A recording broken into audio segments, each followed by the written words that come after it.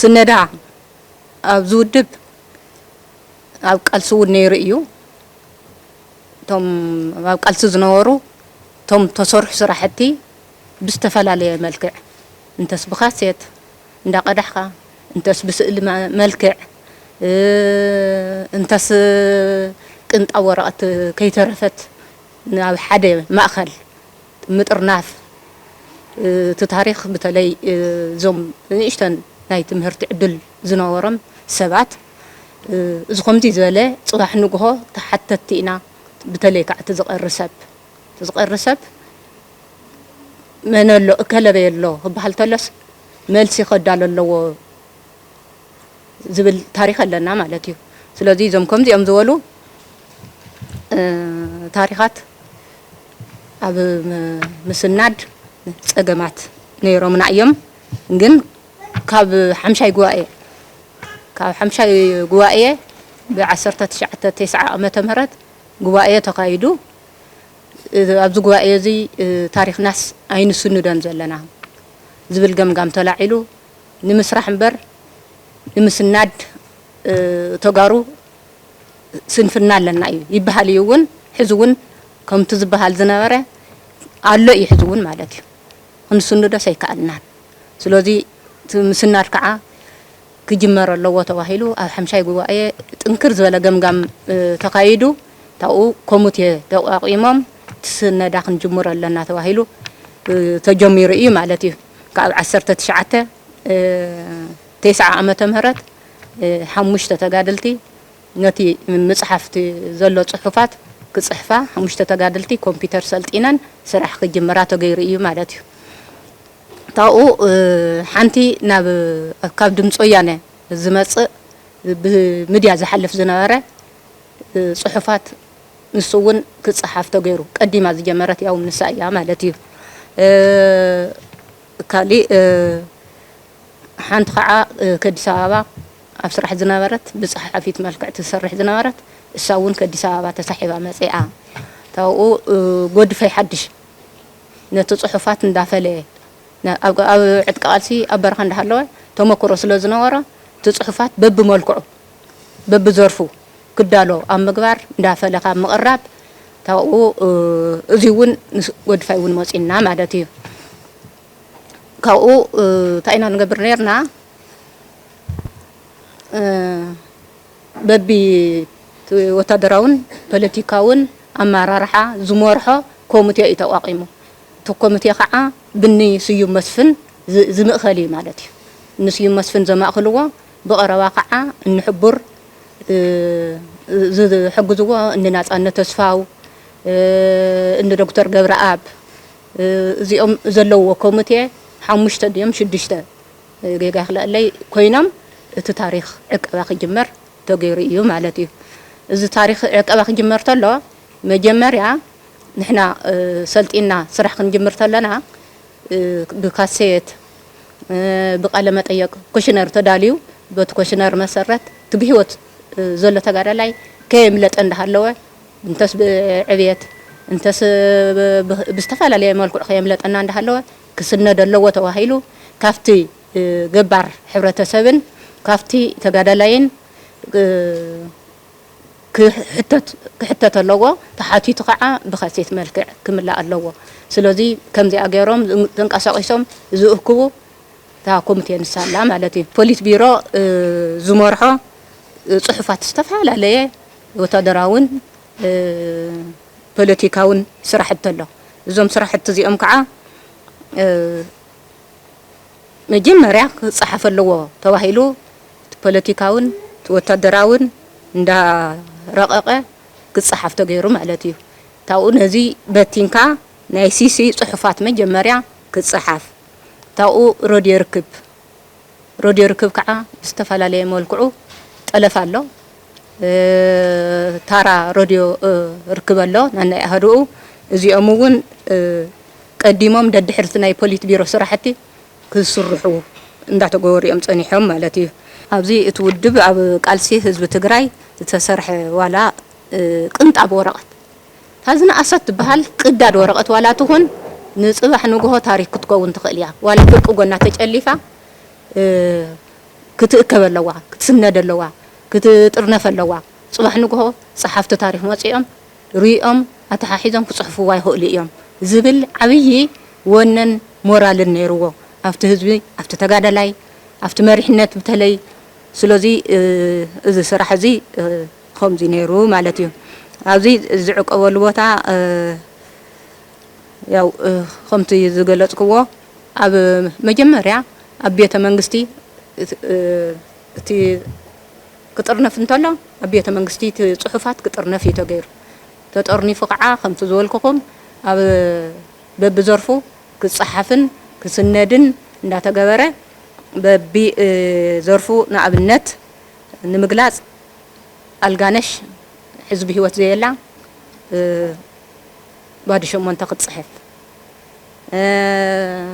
ህዝባዊት ባዲ ሓሙሽተ ክትጽሕፍ ሰራዊት ኣብረት ጎመራት ጽሕፍ ነይራ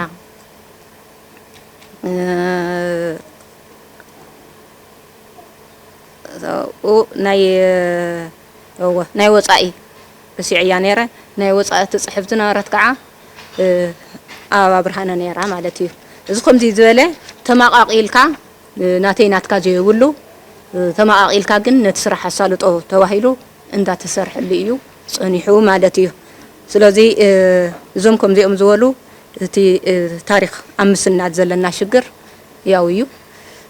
ትሕጽረትና ርኢና ተማሂርና ካብቲ ሕጽረትና ቶም ታሪኽ ክንጽሕፎም እስኹም ከዓ ሓደሽቲ ወለዶ ኢኹም እሱ ከዓ ኣባኹም ዝተርፍ ዘሎ ማለት እዩ ወላ ይጀመር ግን ሙሉእ ዘይብሉ ስነዳ እዩ ዝካየድ ዘሎ ማለት እዩ ሕዚ ዝከኣለና ንጽዕሪና ያው ከምቲ ንፈልጦ ዘይተወደእ እንዳሃለወ ጸላኢ ኣብይ ወሪሩና እቲ ወረቃቅቲ ከመይሉ ከም ዝተባላሸወ ከመይሉ ከም ዝተቃጸለ ንፈልጦ ኢና ማለት እዩ ስለዚ ንፈልጦ ነገራት ክንስንድ ክንብኩር ኣለና በብዝዓቅምና ክንሰርሕ ኣለና ማለት እዩ ኣብነት ክገልጾ ዝሞከርኩ ህያብ ምሕረተ ኣብ ካብ በረኻት ሒዙ ብ68 ተጋዲሉ ካብዚ ጀሚሩ ኣብ ክፍሊ ፎቶግራፍ እዩ ነይሩ ኣብ ዓዲ እንዳሃለውን ከምኡ እዩ ነይሩ ታኡ ኣብዛ ፎቶግራፍ ካብ ቃልሲ ጀሚሩ ንበይነ ናብ ሳንዱቅ ጨርቅ እንዳሸፈነ እንዳወልወለ በብመልክዑ እንዳገበረ ዝተሓጸበ ፊልሚ ዘይተሓጸበ ንወይኑ ከምዚ እንዳገበረ እዩ እንዳጠርነፈ መጽኡ ማለት እዩ ከም ኣብነት ንዓና መምህርና ሕዚ ህያብ እዩ ህያብ ብጣዕሚ ጠንካራ ዝበሃል ሰራሕተኛ ውፊ ነቲ ዶክመንት ብደንቢ ክሕዝ ዝኽእል ዝፈልጥ ንዓና እውን ሰሪሑ ዘስረሐና ከም ህያብ ዝበለ ማለት እዩ ስለዚ እዞም ፎቶግራፋት ክሳብ ዝቐረባ ግዜ ድሓርኳ ተዋላሽና እዩዋ እሱ እውን ጠርኒፎ ቀሚጥዎ እንዳሃለወ ብዝተፈላለየ መልክዕ ንኣዲስ ኣበባ ስለ ዝኸደ ኣብዚ ሽግር ነይሩና እዩ ማለት እዩ ስለዚ ንሕና ከዓ ከምታ ናይ ዕጥቂ ቃልሲ በቢ መልክዑን በቢ ቦቱን እንዳገበረ ዘቕምጣ ዝነበረ ንሕና እውን ጽባሕ ንጉህ ተሓተቲ ኢና ናይ ሰነድ እዚ ተሓተቲ ኢና ኢልና ካብ ንእሽተን ጀሚራ ዋላ ቅንጣብ ትኹን ዋላ ስባር ትኹን ፎቶግራፋት ሕዚ ኣብዚ ውድብ ብዙሕ ነገር ኣሎ ከም ስእሊ ተንዘሎ ዋላ ንኩሉ ይብጽሓዮ ተተጋዳላይ ግን ክሰኣል ኣለዎ ዝብል ጭርሖ ነይርዎም ቶም ኣመራርሓና ቀጻሊ ራእይ ዝነበረ ብ74 ብዙሕ ተጋዳላይ እዩ ተሳኢሉ ድሓር ሙሉእ ኣይኮነን ፊልም ክሳብ ዝውዳእ ግን ክሰኣል ኣለዎ ተጋዳላይ ኢሎም ብዙሕ ስእልታት ወፂ እዩ ማለት እዩ ትርእይዎ ዘለኹም እውን ኣለ እዩ ስለዚ ከምዚኦም ዝበሉ ንእሽተን ዋላ ኣይኹን ሕዚ ንዓና ካብ ገዝኦም ኳ ፎቶግራፍ ዘምጽኡ መስዋዕት ኣብቲ ግዛዕ ንረኽቦም ኣለና ማለት እዩ ስለዚ እዞም ከምዚ ዝበሉ እንዳጠርነፍና በብመልክዑ እንዳሓዝና መምሃራን ክንኮን ኣለና ንባዕልና ክኢልናስ ህዝብናን ንባዕልናን መምሃራን ኮይና እቲ ታሪኽና ከዓ ካባና ሓሊፉ መን ይስንዳልና ሓላፍነት ንመን እያ ትወሃብ ያው ንዓና እያ ትወሃብ ማለት እዩ ስለዚ ብፍላይ ከም ሰሞያ ከመይ ንእክብ ከመይ ንዕቀብ ከመይ ከና ወለዶ ይሰጋገር ዝብል ዝርዝር ዝኾነ መምርሕታት ዋላ ዝሃለዎ እንትኾነ ግን ብዝበለፀ ኸ ክንዕምቆ ይግባእና ማለት እዩ ከምዛ ቀድም ኢላ ዝተገለጸት መሰረታዊት ነገር ሓንቲ ኣብ ረታይላ ነራ ዋላ ቅንጣው ወረቐት ትኹን ማለት እዩ ናይ ባዕላ ታሪኽ ኣለዋ ሕዚ ፎቶታት ያው እቲ ነጎብንዮ ዘለና ፎቶ ትመረዳእታ ብሙሉእ ሳላ ብክብሪ ዝተተሓዘ እዩ ታሪኽ ኮይኑ እውን ያው ሓወልቲ ሰማዕታት ንምምስራቱ እውን ሓደ ናይቲ ህዝቢ ትግራይ ቃልሲ ኮይኑ ክጎልህ ዝኽኣለ እውን ታሪኽ ሳላ ዝተዓቀበ እዩ ስለዚ ቀሊል ነገር ኣይኮነን ኩሉ ሻዕ ማለት ታሪኽ ምዕቃብ ታሪኽ ምስናድ ዝበሃል ነገር ልክዕዩ ስንፍና ክህሉ ግን ኣሎ እዩ እውን ግን ከኣቲ ዝተሰርሐ ስራሕኻ ቀሊል ነገር ስለ ዘይኮነ ንሱ መሰረት ጌርና ንሕና ኸ እንታይ ይረአየና ካባና ኸ እንታይ ትፅቢት ይግበር ዝብል ዓብዪ ሕቶ ንዓና ይወሃብ ማለት እዩ ስለዚ እዚ ሕቶ እዚ ክንምልስ ግድን ስለ ዝኸውን እዩ ዝናይ ሎማዓንቲ ምይጥ ኣድላይ ኮይኑ ዘሎ ታሪኽ ምዕቃብ እውን ታሪኽ ምስራሕ እዩ ዓብዪ ነገር እዩ ወለድኻ ዝሰርሕዎ ታሪኽ ኣሕዋትካ ዝሰርሕዎ ታሪኽ ምዕቃብ እውን ባዕሉ ዝኸኣለ ታሪኽ ምስራሕ እዩ ንሕና ኸ ከም ሓወልቲ ሰማዕታት ንዙይ ተዓዲልና ኢና ስለዚ ኣብዙይ ብዝበለፀ ንክንሰርሐሉ እዩ እቲ ንዓና ሓላፍነት ዝወሃብ ማለት እዩ ስለዚ መሰረት ጌርና ምናልባት ኣብቲ ዝቐረበ ኩሉ ሻዕ ከም መበገሲ ዝቐርብ እምበር ባዕልና ክነጉልሆ ስለ ዝግባእ ኣብዚ መሰረት ጌርኩም ያው ሕቶ ርእቶ ንክቐርብ እዩ ንገዛ ንክንመልሶ ማለት እዩ ትሕሉፍ ናይ 17 ዓመት ቃልሲ ብውሱን መልክዑ ዋላ ይኹን ኣሎ እቲ ሰነድ መልክዕ ፎቶ ይኹን ብቪድዮ ይኹን ብኦዲዮ ይኹን ከም ማእኸል ስነዳ እውን ወሲድካ ባዕሉ እቲ ድምፂ ወያነ እውን ኣካል ናይቲ ሰነድ እዩ ኣካል ናይቲ ሰነዳ ኢልና እውን ክንወስድ ንኽእል ኢና ማለት እዩ ባዕሉ ተሓድሽ ወለዶ እውን ሕዚ ታሪኽ ዝሰርሐሉ ብርክት ዝበሉ መፅሓፍቲ ተፃሒፎም ኣለዉ ማለት እዩ ብቐዳማይ ሰነ 15 ዝነበርናዮም ክልተ መፅሓፍቲ እውን ኣካል ናይቲ ናይ 17 ዓመት ቃልሲ ተሓድሽ ወለዶን እውን ማእኸል ዝገብር ስለ ዝነበረ ማለት እዩ ብርክት ዝበሉ ዶኪመንተሪ ፊልምታት እውን ይስርሑ ኣለዉ እዮም ግን ተሓድሽ ወለዶ መንበባይ ድዩ ዝብል ግን እንትጠራጠሮ ኢኻ ማለት እዩ ነንብቦ ኣለና ዶ ትሕሉፍ ዕጥቂ ቃልሲ ዝነበረ መፅሓፍቲ ዝሓድሽ ዘሎ ወለዶ ዘፃሕፉ መፅሓፍቲ ባዕላቶም ነንብቦም ኣለና ዲና ብኣግባቡ ኸንዕቅቦም ኣለና ዲና ትወለዶ መጻኢ ጀነሬሽን እውን ክፈልጦ ንገብር ኣለና ዝብል እውን ከም ሓደ ኣሳይመንት ወሲድና ማለት እዩ ምናልባት ሓንቲ ኣነ ዘልዕሎ እቲ ናይ ሕሉፍ ናይ 17 ዓመት ዕጥቂ ቃልሲ ሓደ እዋን ከምቲ ዝበለቶ ኮሚቴ እውን ተጣይሹ ዓበይቲ ኮሚቴታት ተጣይሹ ክስነድ ሰፊሕ ናይ ገንዘብ ምልዕዓል እውን ተገይሩ ምንቅስቃስ ከም ዝነበረ ኣነ እውን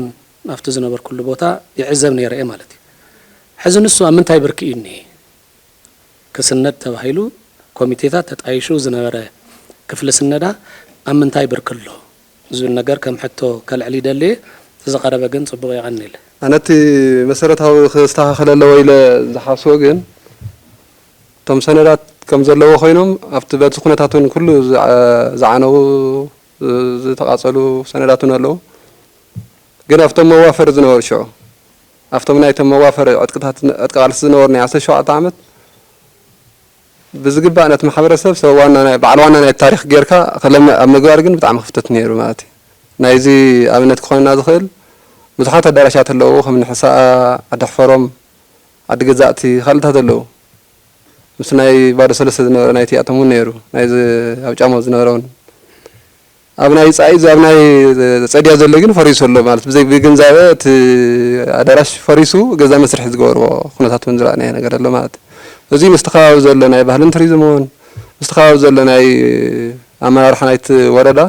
ናይ ግንዛበ ምፍጣር ክፍተት ኣለዎ ማለት ብፍላይ ሕዚ ምስ ናይ በጀት ገለም ይበሊ ንዕኡ ግንዛበ ክፈጥር ዝኽእል በዓል ሞያ ኣሎ ክፈጥር ዝኽእል ትካል ኣሎ ከም ሓወልቲ ሰማዕታት ባዕሉ ስለዚ እዚ ብደንብ ክዕቀበ ምግባር ናይቲ ቱሪዝም ኢንዳስትሪ ምስፋሕፋሕ እውን ዓብዪ ግደ ኣለዎ እሱ ማለት كالي كفلو زخلت نايتي 17 عامت بتاع قرص زنبره كمجمريا بكفلو فليخا سندات المحز زي بتعم زمسغني وراتي 9 حدن ወይ 9 يجمر دامبرت ناي دوكيومنتيشن زل ክፍሊ በቢ ግንባሩ በቢ አሃዱ ዝነበረ አሰናዳ ስነዳታት ተተሓዛ ካብቲ ናይ መጀመርያ ዝነበረ ኣብ ማኒፌስቶም ከንፅሩ ከለው ገና ቃታ ብምስሓብ ዝፃሕፍዎም ነይሮም 5 ዕላማታት ማለት መቃላሲ ዕላማ ሙንስ ሲሎም ነቀጥታ ናብ ውግእ ይኮንናት እዮም ስለዚህ መቃላሲ ዕላማም ክፅሕፉ ከለው ንሕና ብሄራዊ ቃልሲ የድልየና እዩ ብሄራዊ ቃልሲ ክንገብር ተኾይና ድማ كل محاورسب نفتي ناي قالسنا كساتف يخلي او طربيزا بسلامه ፖለቲካው ክፍታሕ ይخل ነፍት ግዜ ስለዚህ እዚ ንምግባር ብሄራዊ ቃልሲ የለና ይዝብል ተማግበት ዝብል ማሕበር ክስከስ ብሄረ ትግራይ ይዝብል ክስንዱ ከለው መጀመርያ ጻሕፎ ሳሕ ዘሎ ማለት እዚ መጀመርያ ጻሕፎ 5 ዕላማታት ቲ መሰረት ሰውሳነ ሰብኣውን ዲሞክራሲያዊ መሰረት ተዓድብ ዘይገደብ ክህሉ ኣየነይ ተዓድያ ሽዑት ዝነበረ ናይ ጉዳይ ዝነበረ ስለ ዝፈልጦ ማለት እዩ ሳ ዝነበረት ግን ስለዚህ በህዝብ ተመረጠ መንግስቱን ክህሉ እንደገና ፍትሃዊ ኮነ ሀብት ክፍል ክህሉን ካብ ጽጋዕተኛ ነጻ ዝኾነ ኢኮኖሚ ክህሉ ኢሎም ምንጽሮም ንምንታይ ከም ዝቃለሱን ስነጽሮም መጽሓፎም ብጣዕሚ ዝገርመና ኣነ ማለት ማለት ስለዚህ ሳቶም አፍትሽው ተማሃሮ ናይ ቀዳማይ ዓመት ካልኣይ ዓመት ገሊዮምን ካብ ናይ ጣልያን ጀሚሮም እስካብ 67 ኣብ ውሽጡ ኮይኖም ዝቃለሱ ዝነበሩ ተሓሳብ ኣብ ላዕሊዮም ዋና ተናፋላ ላይ ዘለዎም ሐሳቡና ገና ከጅምሩ ከለው ነይ ከመይ ገረም ይምዛልዩ ነይሮም ንሱን ሰኒደም ማጣም ተሓዞም በጣም ዝገርም ይማት እዚ ንምግባሩን በተሰነዱ መሰረት ዋላ ድለ ፈላላ ያሉ አፍተ ሰነዶም ወይ ግዙ ነይሮም ማለት ናውነት ናይ እዚ ፍትሓዊ ሀብት ክፍል ክህሉ ለው ዝል ትርስተጉልቲ ገለ ዝብል ነበረ እንዳበ ከለዝ ባለ በበኻዊ ሕዚ ሰውንሱን መፍታሕ ተናይ ሰበ ዝነበረ ምስክር ይባሉ ማለት ፍትሓዊ ሀብት ክፍል ክህሉ ለው ኢልካት ናይ መሬት መቆለብ ቀጥታ ሕቶ ህዝብ ምላስ ትህዝብ ባዕል ዋና ነገር ካብ መኻድ እዚ ተመክሮ ኾልና ዝኽእልና ማለት ፖለቲካዊ አፋላይ ድላይ ያሉ ተናይ 78 9 ካዲ ምናልባሽ ክትሕግዙ ንስኻትኩም ተናይ ደጀና ዝነበረው እሱ ዓብይ ምስክሪ ሓዊ ሒስካ ግን በቲ መትከልካ በቲ ዕላማኻ ክትግዛእ ምግባር አፋላይካ ድላይ አፋላይ ያሉ ከመይ ከም ትፍታሕ ዘምህረና ማለት ዝነበረ ሽዑ ስለዚህ እዚ ኣነ ክብሎ ዝኽእል ምናልባሽ ተወሳኽቲ ታሪኻዊ ሰነድ ይኹን ፎቶ ይኹን ወላ መጽሓፍቲ ካልኦት ናይቲ ዕጥቃል ወሰንቲ ዝበሃሉ ኣለኒ ዝብል ኩሉ ማሕበረሰቡን ናብዚ ማእኸል ሒዙ ክመጽእ በብኸባቢ እዩ ዘሎ ካልኣይ ደም በብኸባቢ ዘሎ ታሪኻዊ ቦታታት ኩሉ ምስቲ ማሕበረሰብ ዘሎ በብኸባቢ ዘሎ ምሕዳሩን ከልምዖም ንዕኡ ግንዛቤ ንምፍጣሩን እንድሕር ዘሎ ዓቕምታት ተናዊካ ክሕግዝ ዝኽእል ሰብ ሞያ እውን ኣለዉ ንሱ እውን ከም ሞያችሁ ስለዚህ ተም ዘለው ሰነዳቱን ተናሕዝ ዘለውን በመጠን ማለት እዚ ናውነት ብዙሕ ዝተሓሓዝ ታሪክ ነየ ስናይ 604 ኮርክ ድማ ስናይ ወፍራ አለ ባዕሉ ዝተሓሓዝ አው ዘሎ ታሪኩን ባዕሉ ክፍተት ተፈጢሩ ኣሎ ማለት ሰነድ አው ዘለዎ ኦፕን ኤር ሙዚየም ክኾን ዝግበኦ ነይሩ ማለት ስለዚህ ቅድሚ 604 ኮርክ ዝተፈላለየ ገምገም ተገይሩ ካብ ዓዲ ጎዘመስ ካብ እምባ ማድረስ ካብ ዓቃቢ ሰዓት ዝነበረ ታሪክ ተሰሪሑ ሕዚ ዝነበረውን ካብ ጉያ ጀሚሩ ድሕሪ ምይይጥ የጭላ ብሙሉ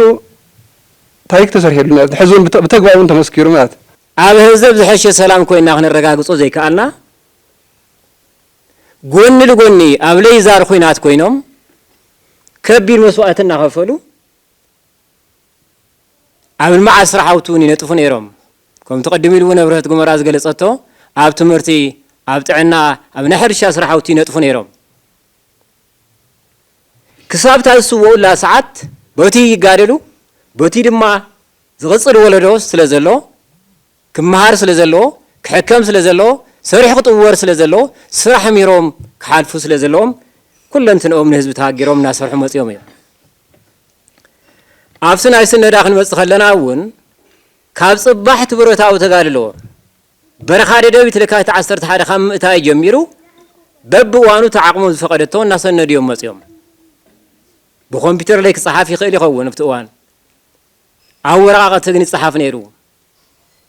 أو كوخ حوني وكر نيرو خذكر منتي سلزي ببوانو ناس النرو مسيوم تعلمات هاي السنر زلو اتولدو ነቲ ታሪክ ክፈልጦ ክወራረስ ሕብረተሰብ ክመሃረሉ ዝማዕበለት ትግራይ ዝማዕበለት ኢትዮጵያ ንምፍጣር እዩ ብመሰረቱ እውን ውድብ ሕወሓት ኣብ ዝሃለወ ጫፍ ዓለም ይሃሊ ሰብ ዝበሃል ፍጥረት ዝምነየን ተመሳሰልቲየን ሰላም ይምነ እዩ ልምዓት ይምነ እዩ ዲሞክራሲ ይምነ እዩ ኢሉ ይኣምን እዚ ድማ ብተግባርና ምሃረ ይመፅዩ ንምሕፃር ዝኣክል ግን ናብ ስነዳ ክንመፅእ ከለና እውን በብእዋኑ እናተሰነደ መፅኡ እዩ ሰፊሕ ስራሕውታት እናሰርሑ መፅኦም እዮም ስርዓት ደርጊ ተደምሲሱ ድማ ብዋናነት ትኩረት ተዋሂቦ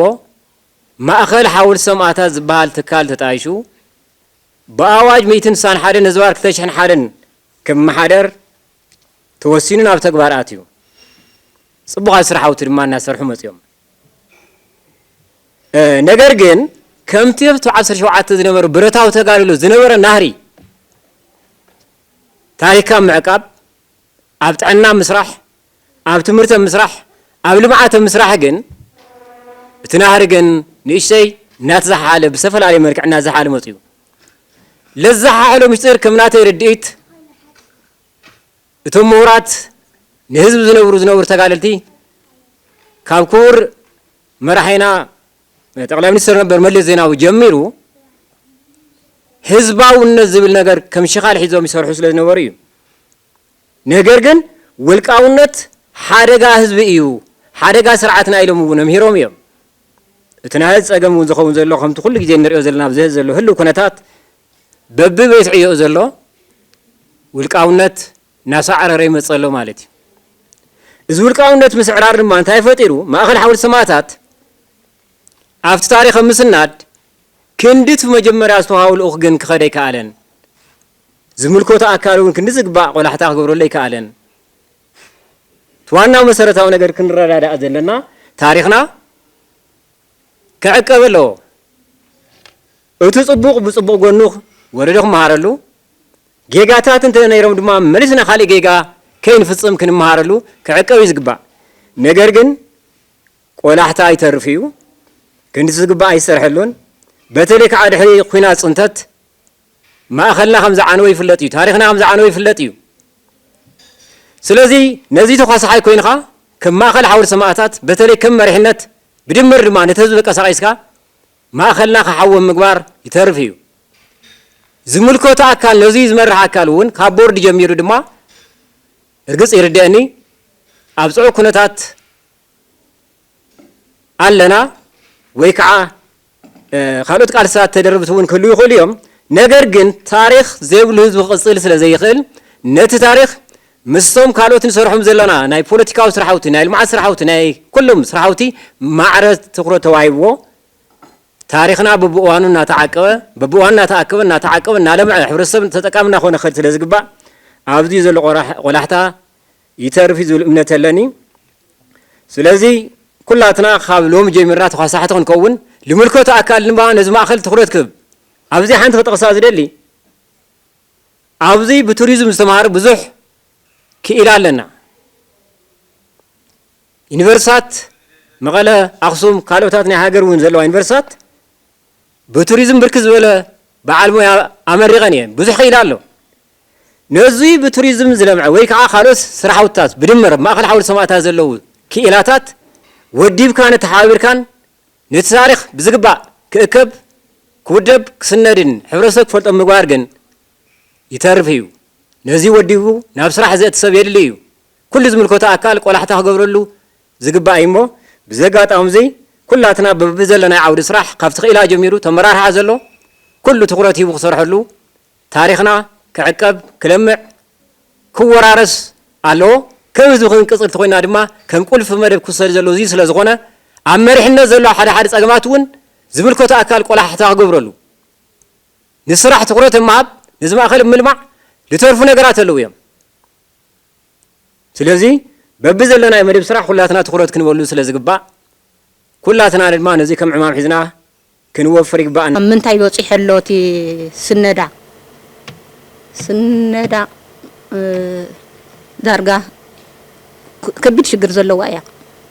መፅሓፍ ታሪክ ሕዚ ተጻሒፉ እዩ ንሕና ነቶም ክጽሕፉ ዝኽእሉ ንቕርብ ኣለና በብዝሓተቱና ናይ ህዝቢ ተይሎምና ናይ ህዝቢ ናይ ባይቶ ተይሎምና ናይ ባይቶ ናይ ትምህርቲ ተይሎምና ናይ ትምህርቲ ናይ ወጻእ ተይሎምና ናይ ወጻኢ ካፍቲ ዝተጠርነፈ ጽሑፋት ንህቦም ኣለና ግን ከምቲ ዝድለ ኣሳልጦ የብልን ክሳብ ሕዚ ተወዲኡ ናብ መጽሓፍ ዝተቐየረ የለ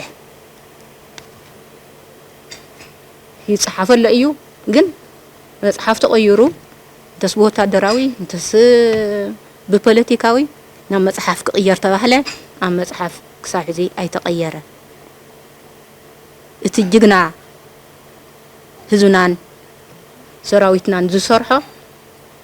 ንምጽሐፍ ግን ንሽገር ኣለና ምስናድ ክብለኩም ንኣብነት ዶክመንት መጀመርያ ይጽሐፍ ነይሩ ድሓር ምስላጥ ምስ ኣበየ እቲ መጽሐፍ ፍርቁን ክንበጽሕ ከኣልናን ካብኡ ታይ ተገይሩ እስካን ክግበር ተገይሩ ትስካን ስሉጥ እዩ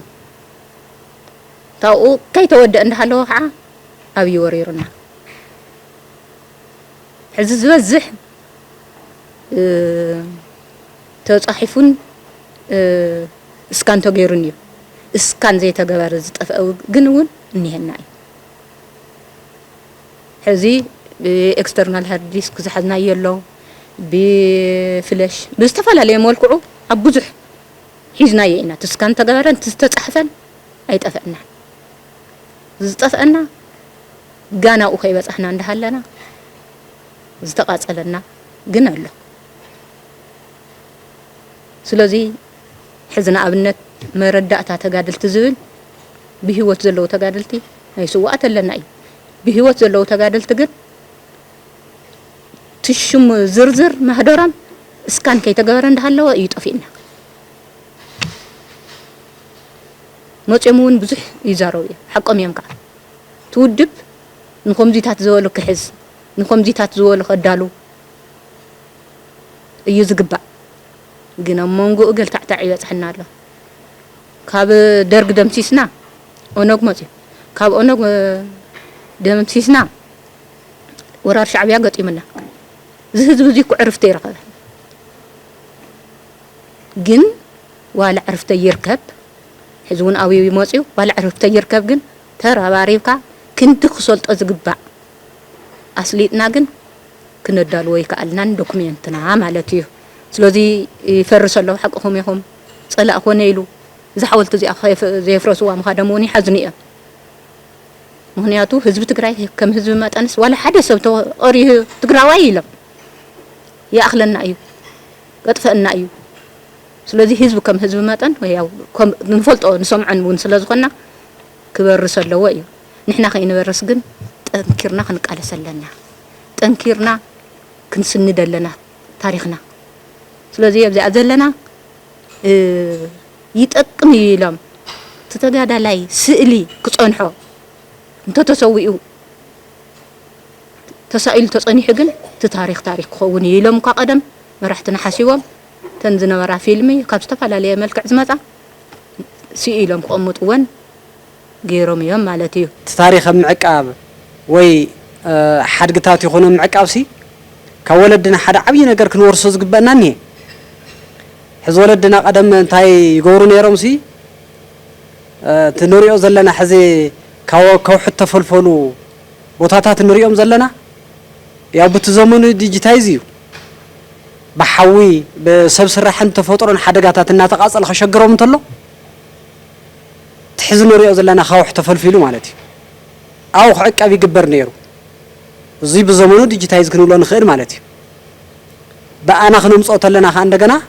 ናብ ካሊ ቴክኖሎጂ ሰጋጊርና ብዝተፈላለየ መንገዲ ከዕቀብ ምግባር ግዴታ ነው ይኸውን ስለዚህ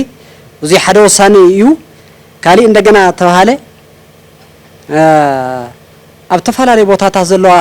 ብጣዕሚ ዝገርም መዋፈር ቦታታት ኣለዋ ኣዳራሻት ኣለዋ ህዝቢ ዝስለፈለን ዝእከበለን ዝነበረ ኣዳራሻት ኣለዋ ካልአታት እውን ሓወልትታት እውን ኣለዋ ስለዚህ ምስትኒ 17 ዓመት ዕጥቃው ቃልሲ ተታሒዙ ብርክት ዝበሉ ሓድግታት ኣብ ዝተፈላለዩ ቦታታት ወይ ወረዳታት ኣለዉ ይፈርሰለው ተባሃለ ብጣዕሚ መሰረታዊ ነገር እዩ ህዝቢ እውን ብጣዕሚ ዝሐመን ባይዘ ወይ ትንሱ تحطون السخلة على الله الذي يزوي حول سماعات مزم الكوتو بمخان مس حزب بمخان حزب خلع عائلك كفلت نتولدون فليتو ندحت فليتو سلازو خونه عقو زخل كفلطون كمون صغاناتات ككايدلو مغبار مسارታው ነገር ይሆውን ማለት እዩ ምክንያቱ ትማሊ ብዙሕ ሰብ ለማዓንት ክጅምረ ይኽእል መቸም አፍቲ ታሪኽና እንታይ ተፈላለዩ ዋላ ኾነታት ታለውና ግን ንለማዓንት ትማሊ ግድን ያ መሰረታ ጽባሕ ክንብል ተኾይና ካለ ማዓንት ክትል ኣለዋ ስለዚ ናይ ትማሊ ክብርኻ ከይዓቀብካ ንጽባሕ ዝመጽእ ክብሪ የለን ክብርኻ ምዕቃብ ብጣዕሚ መሰረታዊ ነገር ክሰርሕሉ ዝግባእ ጉዳይ እዩ እዚ ካነ ህዝብ ታሪኽ እዩ ኣብ ታሪኽና ኣብ መንነትና ማዕረ ምዃን ግድን የድሊ ማለት እዩ ስለዚ ተጥንኩር ጎነታት ወሲድና ተኻሊእ ዘለኹ መሓይሽ ዝግባእካ ናብ መሓይሽና ክንከይድ እዩ መሰረታዊ ነገር ክኸውን ዝኽእል